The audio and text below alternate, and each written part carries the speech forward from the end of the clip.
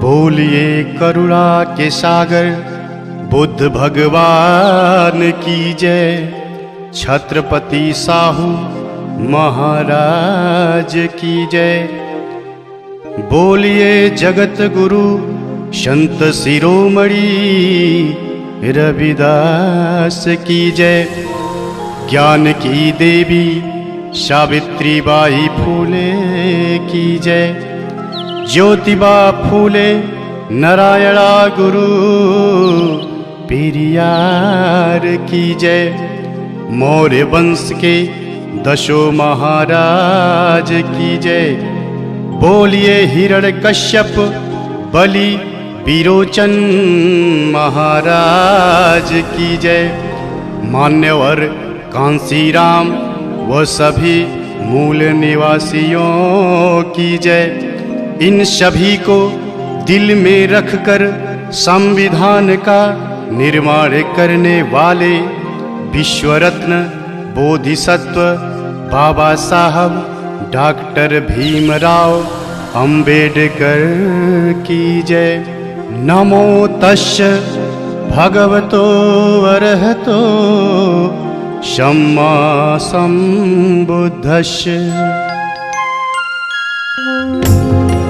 मैं शिव कुमार सागर सभी धम्म प्रेमियों को नमो बुद्धाय जय भीम। ये जो वाकया मैं गाने जा रहा हूँ यह काल्पनिक नहीं, पूर्ण रूप से सत्य व प्रमाणित है। इसे तमाम पुस्तकों का अध्ययन कर आदरणीय ईश्वर सिंह जी ने शब्द दिया है। यह उस समय की घटना है जब हमारे देश में समता, स्वतंत्रता, बंधुत्व की भावना रहा करती थी। कोई जाति पाति, भेदभाव, ऊंच नीच, बड़ा छोटा नहीं था। सब समान थे और आपस में मिलजुल कर रहा करते थे। सोचो सोचो, कल्पना करो कैसा रहा होगा वो दृश्य। यहाँ के मूल निवासी राजा महाराजा हुआ करते थे। महाराज हिरण्यकश्यप, महाराज बलि, महाराज विरोचन, चंद्रगुप्त मौर्य एवं सम्राट अशोक सहित मौर्य वंश के 10 महाराज। परंतु हमारे देश पर मध्य एशिया से आए हुए आर्यों का आक्रमण होता है। सभी मूल निवासी राजा महाराजाओं को साथ लाए हुए मदिरा पिला पिलाकर, छल कपट से मारकर उन्हें दानव, राक्षस नाम दे दिया जाता है और मारने वाले को खुद को भगवान का अवतार बता दिया जाता है। और सभी मूल निवासियों को बंदी बनाकर 4 वर्ण ब्राह्मण, क्षत्रिय, वैश्य, शूद्र तथा 6743 जातियों में बांट देते हैं तथा अपनी गुलामी करने हेतु कार्य बांट देते हैं।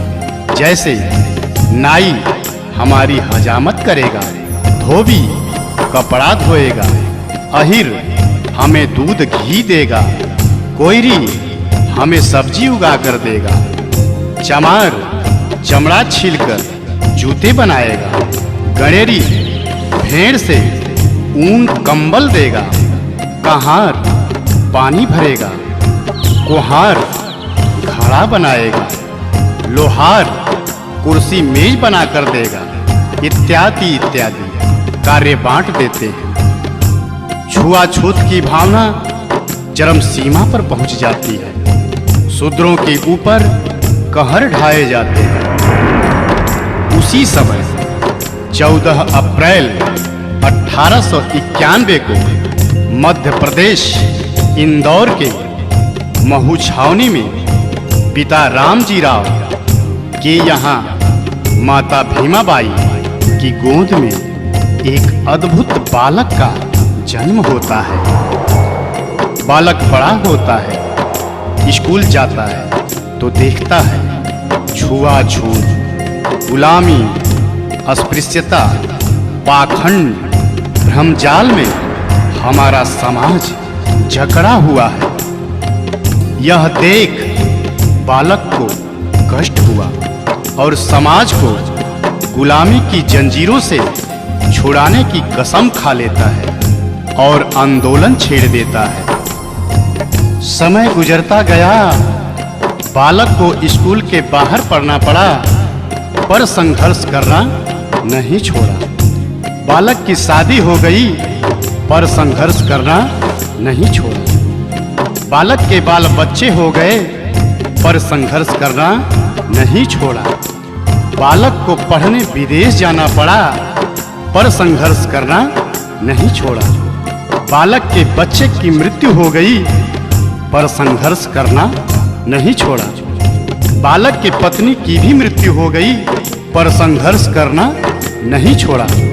वो बालक अमेरिका के कोलंबिया, लंदन के यूनाइटेड किंगडम, जर्मनी के वान विश्वविद्यालयों से 6 विषय से MA, MSc, MPhil, PhD, DSc, DLiD, बार एट लॉ, LLB कर बैरिस्टर बने। उस बालक का नाम था संविधान निर्माता, विश्व रत्न, बोधिसत्व बाबा साहब डॉक्टर भीमराव अंबेडकर।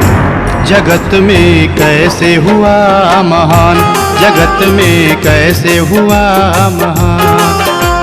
महू नगर इंदौर में जन्मा, महू नगर इंदौर में जन्मा एक दलित इंसान। जगत में कैसे हुआ महान, जगत में कैसे हुआ महान। जगत में कैसे हुआ महान, जगत में कैसे हुआ महान।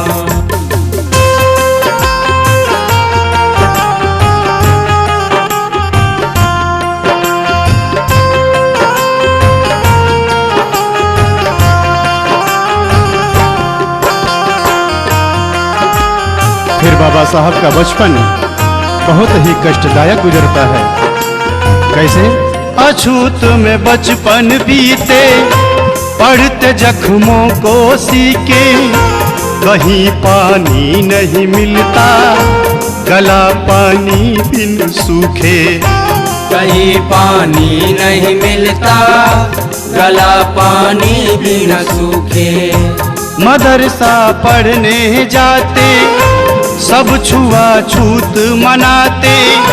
बैठ के बाहर सोचो, कैसे वो ध्यान लगाते। बैठ के बाहर सोचो, कैसे वो ध्यान लगाते। सबको समान बनाने का था, सबको समान बनाने का था। दिल में भरा तूफान, जगत में कैसे हुआ महान, जगत में कैसे हुआ महान। जगत में कैसे हुआ महान, जगत में कैसे हुआ महान।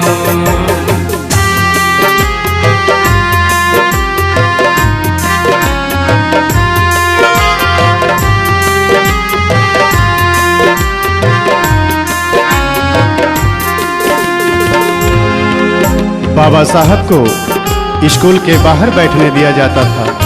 प्यास लगने पर पानी नहीं दिया जाता था, पर साहब पढ़ते रहे। फिर बाबा साहब की शादी रमाबाई से हो जाती है, बाल बच्चे हो जाते हैं। बाबा साहब संघर्ष करते हैं। एक बार बच्चे को डबल निमोनिया हो जाता है और बच्चा बीमार पड़ जाता है। बाबा साहब को खत मिलता है। खत में क्या लिखा होता है? बेटे का स्वास्थ्य है गड़बड़, साहब तुम जल्दी आओ। पास पैसे नहीं मेरे, आके इलाज कराओ। पास पैसे नहीं मेरे, आके इलाज कराओ।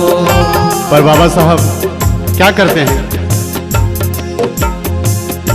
तार जब फिर से आया, संदेशा गंभीर पाया। घर पे तब पहुँचे साहब आँख से आंसू आया। घर पे जब पहुँचे साहब आँख से आंसू आया। बाबा साहब ज्यों ही चौखट लांघते हैं क्या देखते हैं? धन के अभाव में राज रतन, दवाया भावों में राज रतन छोड़ चुका था प्राण। जगत में कैसे हुआ महान, जगत में कैसे हुआ महान, जगत में कैसे हुआ महान, जगत में कैसे हुआ महान।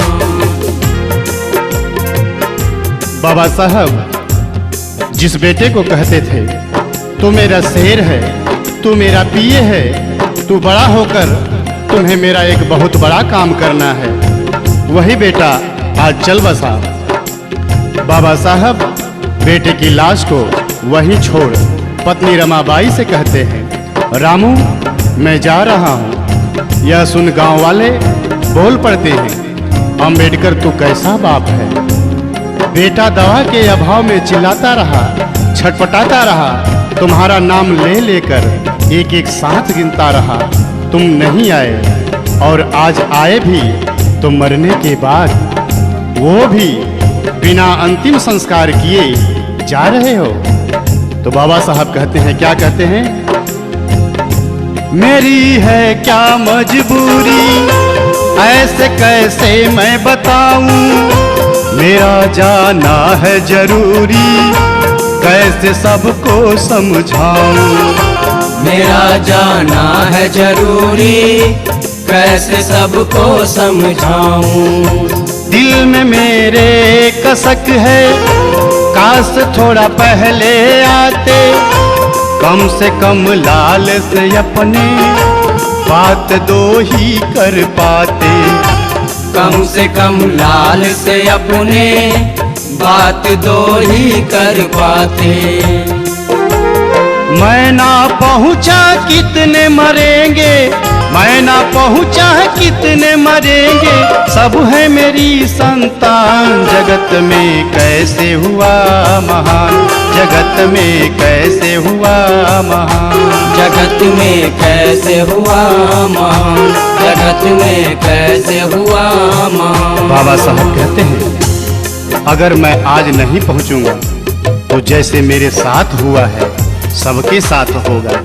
इसी तरह पैसे के अभाव में, दवा के अभाव में सबके बच्चे मरेंगे, और इसी तरह हर बाप के पास पैसे नहीं होंगे कि वो दवा करा सके और अपने बेटे का अंतिम संस्कार कर सके। ये जो अगली कड़ी मैं गाने जा रहा हूँ, ये हमारी समस्त माताओं बहनों को एक संदेश है कि अगर कोई पुरुष पति अगर महान बनता है तो वो उसमें स्त्री का, नारी समाज का बहुत बड़ा योगदान होता है।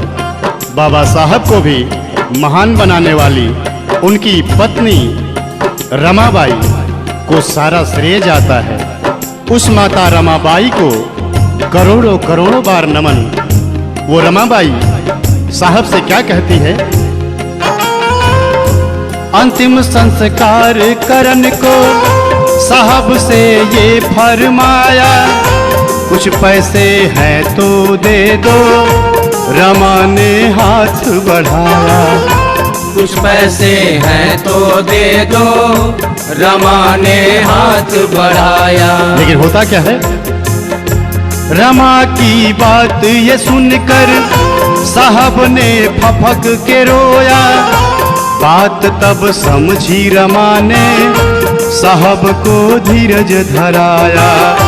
बात तब समझी रमा ने साहब को धीरज धराया।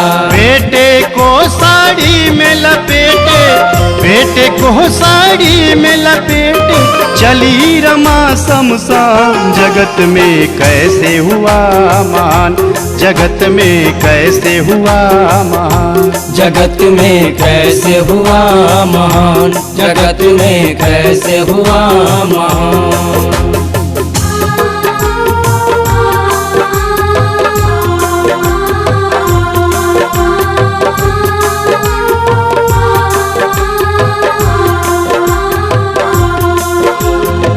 बाबा साहब बड़े होते हैं। उस मनु का विधान मनु स्मृति लागू होती है, जिसमें शूद्रों को, अछूतों को रात को, दिन को 12 बजे ही घर से निकलना होता है, ताकि उनकी परछाई किसी पर न पड़ जाए, वो अशुद्ध न हो जाए। थूकने के लिए गले में मटकी लटका दिया जाता था, कमर में झाड़ू बांधकर चलना पड़ता था। यहाँ तक कि नारियों को भी बंदी गुलाम बना लिया गया था। पति की मृत्यु के बाद पत्नी को चिता पर जिंदा जलना होता था, जिसे सती प्रथा नाम दिया गया था। शूद्रों को धन रखने का अधिकार नहीं था, अपने बच्चे का नाम रखने तक का भी अधिकार नहीं था। लेकिन बाबा साहब ने 19-20 मार्च को 1927 को महाड़ सत्याग्रह आंदोलन करते हैं, जो पानी के लिए होता है। उसके बाद 25 दिसंबर 1927 को बाबा साहब अपने साथियों के साथ उस मनु स्मृति को जलाते हैं। मनु स्मृति को जलाया, विधवा का ब्याह कराया, पति संग चिता पे जलना, सती ये प्रथा मिटाया। पति संग चिता पे जलना, सती ये प्रथा मिटाया। कमर से झाड़ू हटाया, गले से मटकी हटाया, सभी को शिक्षा का हक मेरे साहब ने दिलाया। सभी को शिक्षा का हक मेरे साहब ने दिलाया। बंद कर दिया साहब ने, बंद कर दिया साहब ने उस मनु का विधान। जगत में कैसे हुआ महान, जगत में कैसे हुआ महान, जगत में कैसे हुआ महान, जगत में कैसे हुआ महान।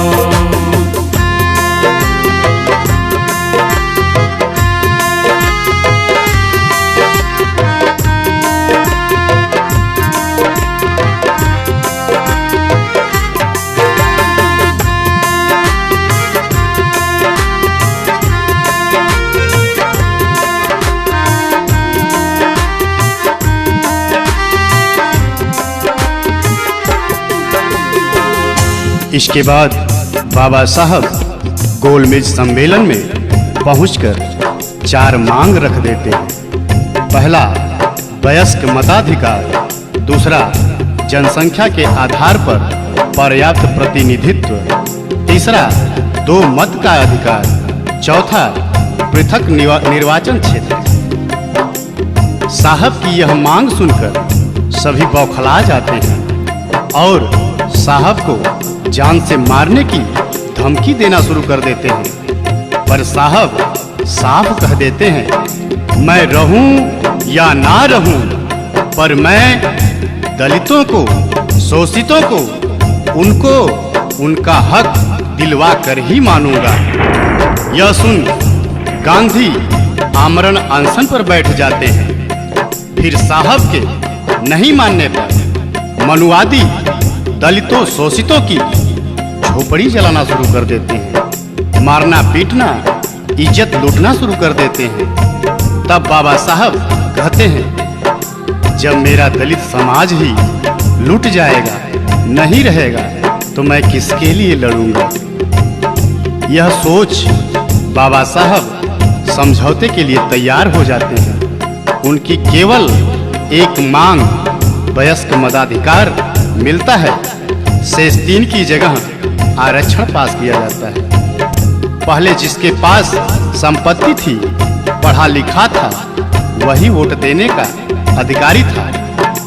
पर अब 18 वर्ष से ऊपर के सभी लोग वोट देने के अधिकारी हो गए।